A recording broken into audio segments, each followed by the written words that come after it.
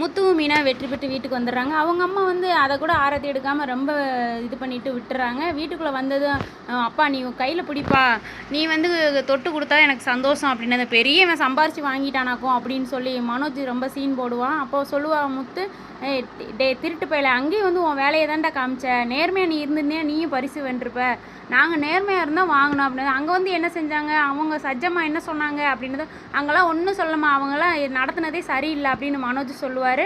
இல்லைம்மா, கணவன் மனைவிக்குள்ளே சண்டை வர்றது சகஜம்தான், அது புரிதல் இருந்து சரியாயிரும். கணவன் மனைவிக்குள்ளே ஏதாவது ஒளிவு மறைவு இருந்தால் மட்டும்தான் சண்டை வராமல் இருக்கும். அப்போ இவங்களுக்குள்ளே ஏதோ ஒரு ஒளிவு மறைவு இருக்குது அப்படின்னு சொன்னது ரோஹிணி பயங்கரமாக ஷாகாய் வீட்டுக்குள்ளே போய் நினச்சிக்கிட்டே இருக்கிறாங்க. இவங்க 2 பேர்த்துக்குள்ளேயுமே புரிதல் இல்லை அப்படின்னு விஜயாவும் யோசிக்க ஆரம்பிக்கிறாங்க. மனோஜும் ரோஹிணியும் சண்டையே போடுறதில்ல, ஸ்ருதியும் ரவியும் கூட சண்டை போடுறாங்க. முத்துவும் மீனா எப்போ பார்த்தாலும் சண்டை போடுறாங்க. ஆனால் ரோஹிணியும் மனோஜும் எப்பயுமே சண்டை போடுறதில்ல. இவங்களுக்குள்ளே ஏதோ ஒரு ஒளிவு மறைவு இருக்குது, ரோஹிணி ஏதாவது மறைச்சிருப்பாளோ அப்படின்னு அவங்க அம்மா நினைக்கிறாங்க. இப்படி தாங்க ப்ரோமோ போட்டிருக்காங்க. பிடிச்சிருந்தா ஒரு லைக் கொடுங்க.